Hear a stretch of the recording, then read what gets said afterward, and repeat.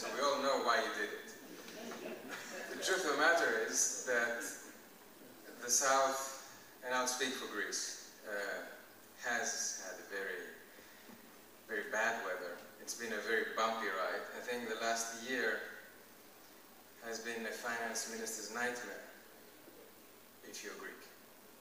So what I will try to do in the short time period is to give you a sense of what we went through, where we're at, more importantly, where we're going, and to intertwine the Greek story with what I think is a broader story about the Eurozone and the European Union. Oh, a little bit over a year ago, we won a landslide victory in elections, and we were immediately faced with some very, very pressing problems. The most important one, was the realization that we were in a terrible fiscal mess. Remember, the 2009 budget was projecting a deficit under 3%. A few days before the election, the reported deficit to the European Commission was 6%. We realized it was over 12%. And actually, even after the final revision by Eurostat to the numbers, which will validate the Greek numbers for 2009 once and for all, it will be above 15%. We're talking about a five-fold difference.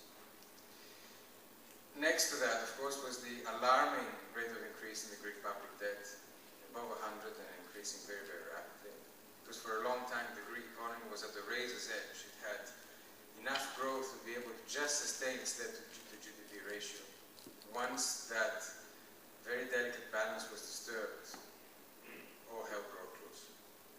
Next to the fiscal challenges, and the word challenge perhaps is a bit of an understatement here, you had the broader, much more structural, longer-term competitiveness problems that have been bedeviling the country for a long time.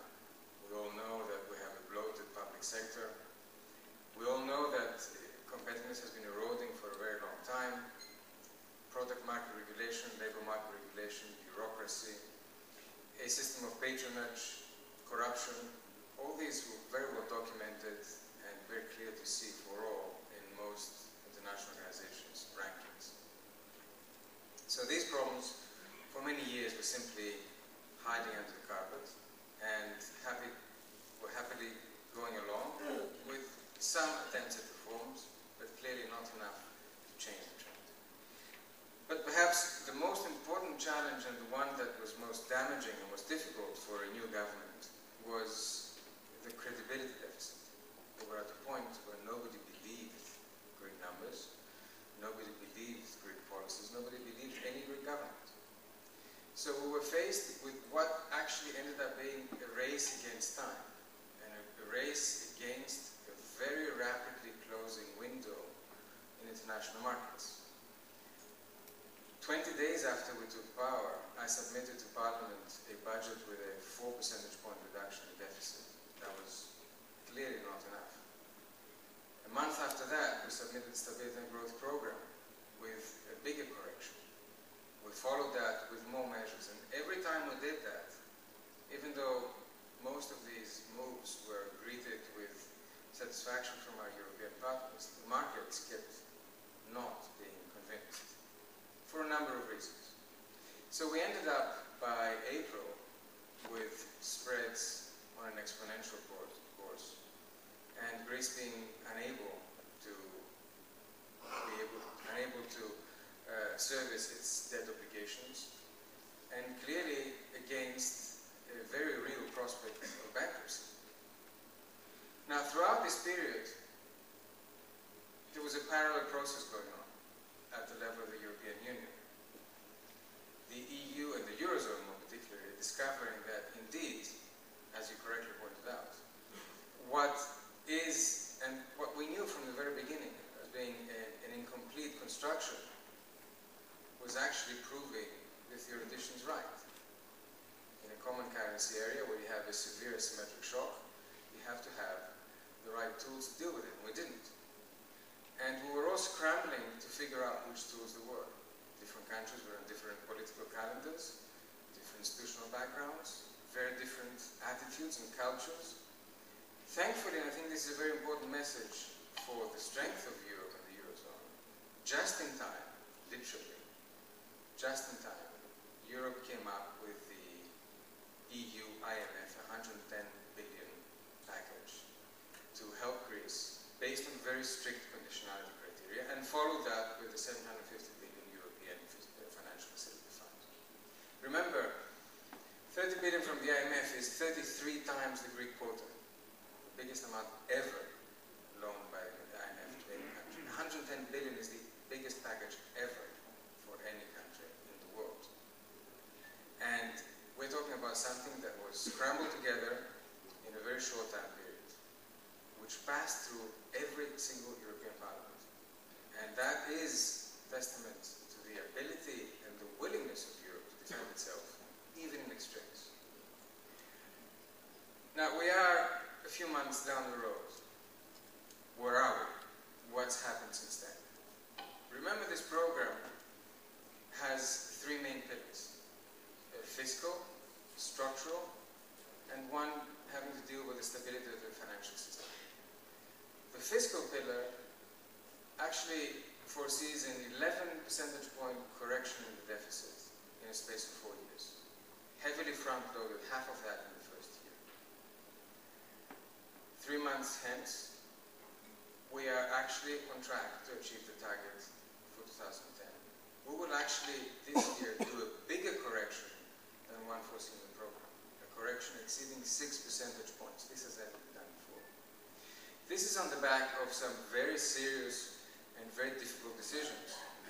Very hard decisions and some very big sacrifices made by Greek citizens. 15% reduction in nominal wages in the Greek public sector in 1 year. 10% reduction in pensions in both private and public sectors. 4 percentage point increase in VAT. 30% up excise taxes. Very serious reductions in operating expenditures in 1 year, exceeding 20–30%. Therefore, a very serious correction, mostly coming from the expenditure side and less so from the tax side. So on the fiscal front, even though nothing has been won yet, all indicators seem to suggest that we are on track, and we will continue to be on track.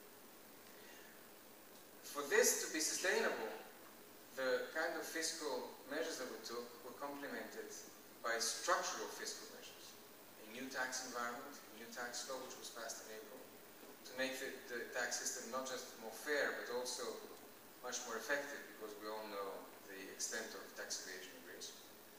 And a new budget law, what we call fiscal responsibility law, which is state-of-the-art, including expenditure ceilings, the standard contingency reserves, and a system whereby, for the first time, the finance minister has the ability to control spending in the entire general government sector, not just in the central government.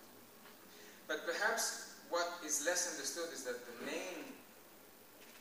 most important element of this 3-year economic program is actually the structural measures.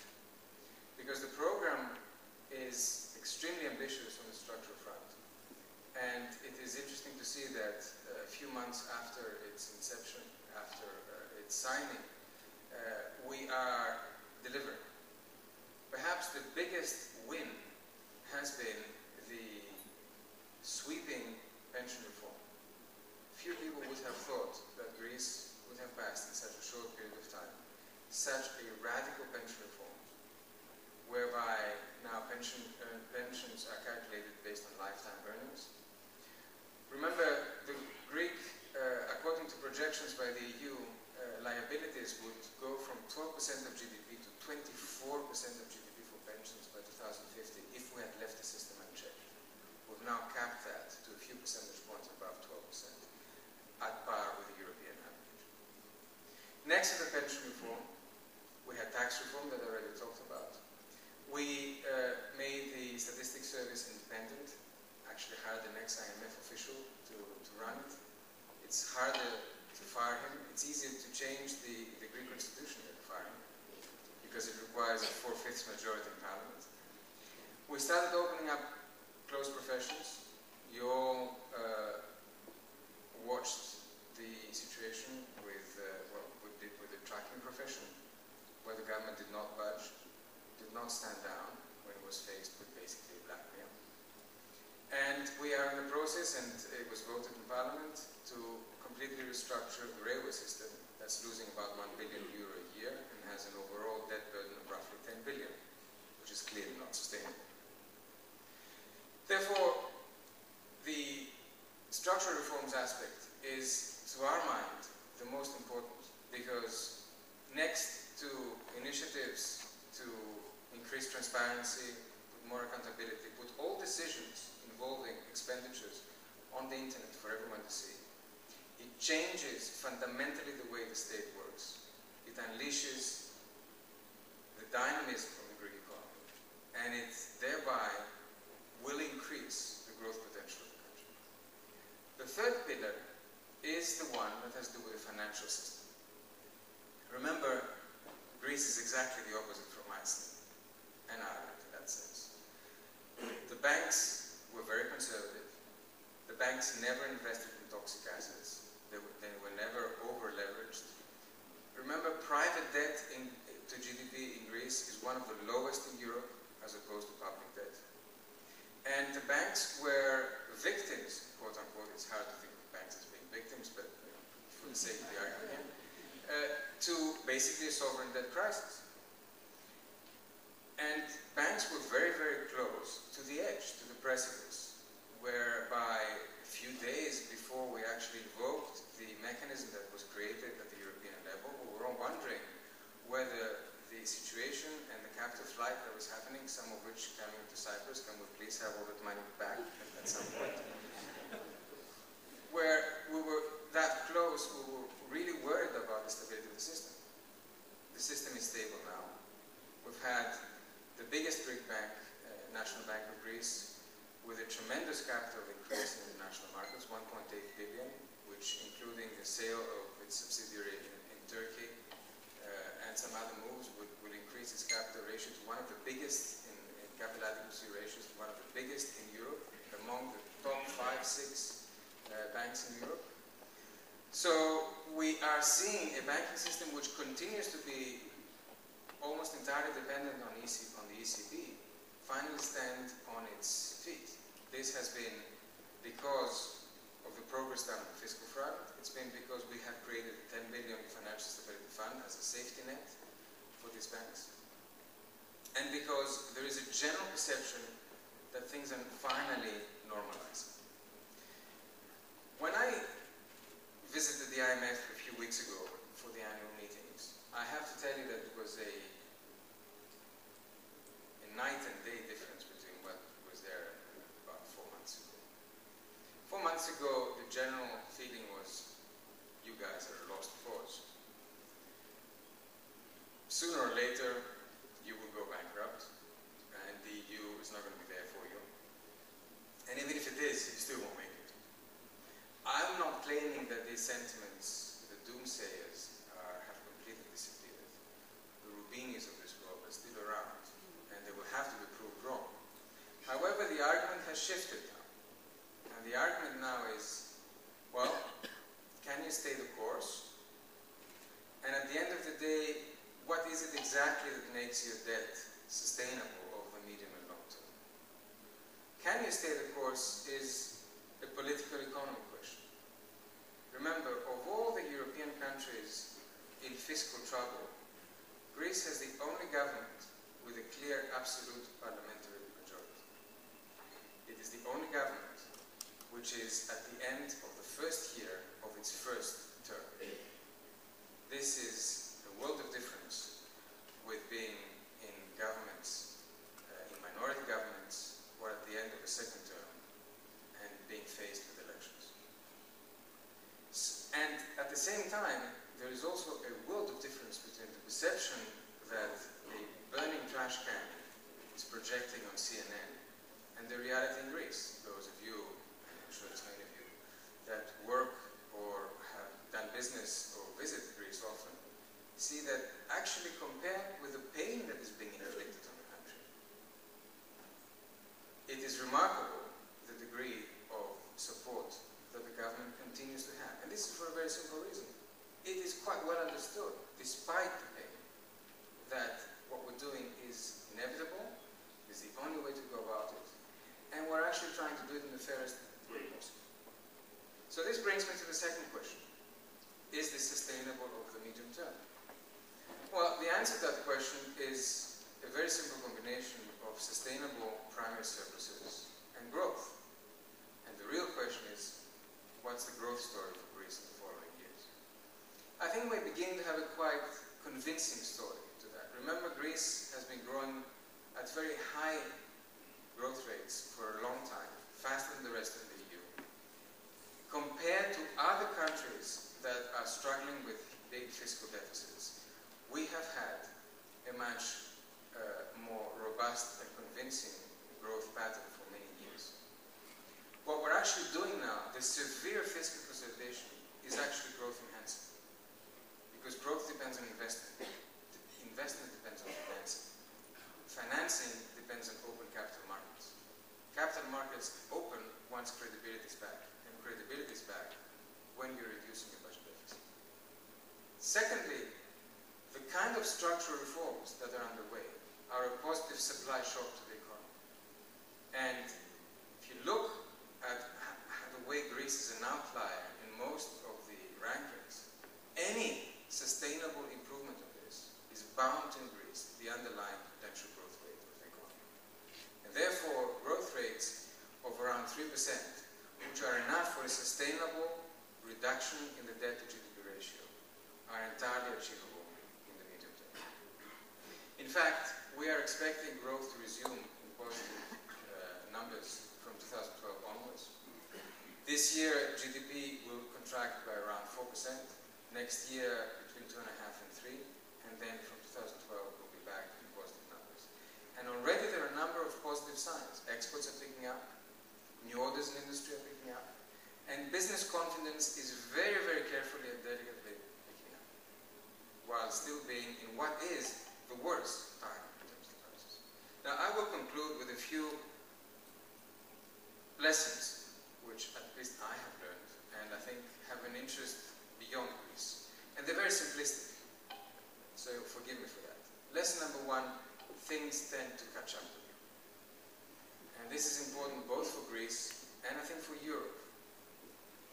Lax fiscal policy, weak institutions, eventually catch up with you. And they sometimes do it in the worst possible moment under the worst possible circumstances. And the markets are there with a vengeance. They're not logical, they're not rational. They underprice and overprice risk in different times, in different ways, but they're there and you depend on them. And as far as Europe is concerned, the holes that we knew were there during the construction of the euro eventually came back with a vengeance. And now we have to deal with it. Lesson number two, time costs money. Businesses know this very well. Sovereigns are beginning to learn this. The positive aspect is that Europe did rally in the end and came up with a solution. The negative is that it did take time. And time cost in terms of more turbulence. It's in a sense inevitable, given the way the Eurozone works and the fact that we make collective decisions based on very different starting points. And the fact that this discussion was colored from the beginning from a problem with an attitude almost for a country that didn't seem to be paying attention to its obligations to the rest of Europe. And therefore, more time elapsed than was necessary before the decisions were taken. Finally, stopgap solutions are fine as a second best, but they're not good enough. We have a mechanism for Greece, we have a mechanism for Europe. It's now time to put together more permanent mechanisms. Crises recur. They come back in a different way, but if you don't correct the underlying fundamentals, they're bound to come back. And even if you do correct the underlying fundamentals, they may come back. There may be a point in the future where a country that does absolutely right still is in trouble. And then what do you do? And this is the discussion that's going on at the moment in Europe. This is a discussion that's been going on in the Van Rompuy group that Harilas Nodrakis and myself are participating. not an easy discussion, but I do believe that it's a discussion that's going to confound the Eurosceptics, and there's many of them out there, that see the current troubles of the Eurozone as proof, positive, that this thing isn't working. Actually, it is.